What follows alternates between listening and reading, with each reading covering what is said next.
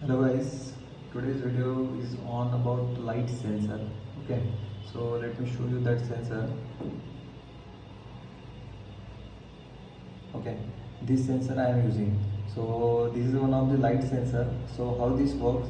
Actually, when it get lights now, so it shows some values. Suppose for example, when it get when light is so this is one of the part of that.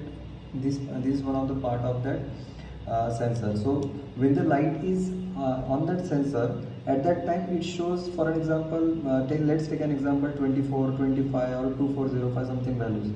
And when the light will be not in room, and means when light will be not strike on that sensor, so it will show different values.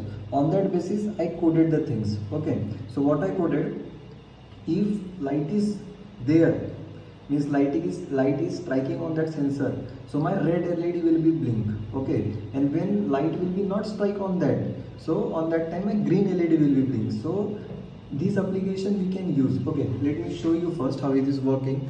And let me, now red LED is on. Okay, so when I will switch off the light, at that time look, now green LED is on.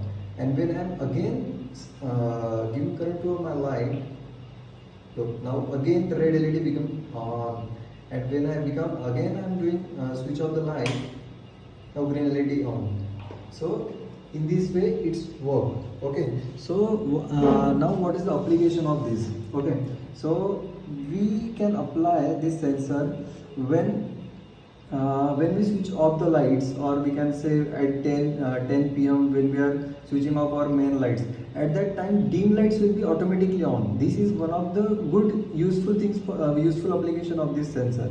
Okay, in variety of application we can use. So in such a way it's work. Okay.